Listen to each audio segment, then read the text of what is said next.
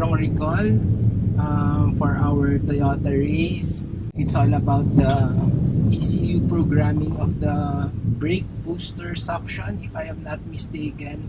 So at high altitudes daw, baka may chance na tumigas yung brake or hindi mag-work properly yung brake. And yeah, it's alarming because it talks about our safety. So ang remedy is reprogramming of the engine ECU kasi nagka-problema dahil sa maling pag-program daw ng ECU with regards to the brake booster. Ayan. If you want to know about it more, you could read dun sa My Toyota app or sa Facebook page ng Toyota Philippines. It talks about the problem. That's why there's a recall of our units. So, yung gawa from 2021 to 2024, I think, or 2019, I'm not sure. Just read about it at the app.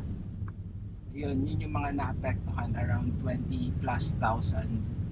So, the remedy is reprogramming and yun nga, magpabook ng service appointment sa Toyota and it will be done for free. So today isahin ko na, magpapa BMS na din ang aming race dahil it's around 15,000 kilometers na. So malapit lang yung Toyota from our house, Toyota Medina, Davao. It's just around a kilometer or less. And nakita ko na doon yung emblem or yung logo ng Toyota. So yeah, it's the middle of the week. Hassle pero kailangan gawin. Alright? So ayan na. I don't know if you can see it, guys.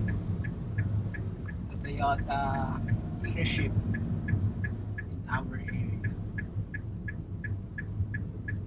So balitaan ko kayo mamaya after the servicing kung anong nangyari or any updates.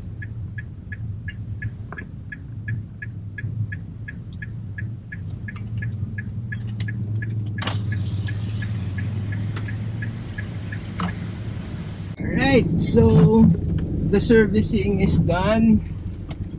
It took about around 30 minutes for the ECU reprogramming. Tapos around an hour for the PMS. An hour or so. So yes, I hope that solves the problem. I don't want to receive another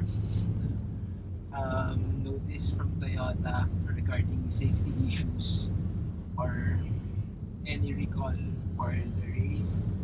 And if they do, I hope they solve the issues for our race. Right? So yun naman yung maganda.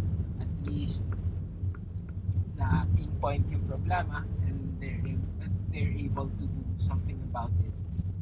And the recall service is, of course, free. Yes, that's it for today. Better reviews, drive safely, and enjoy your journey. Thank you.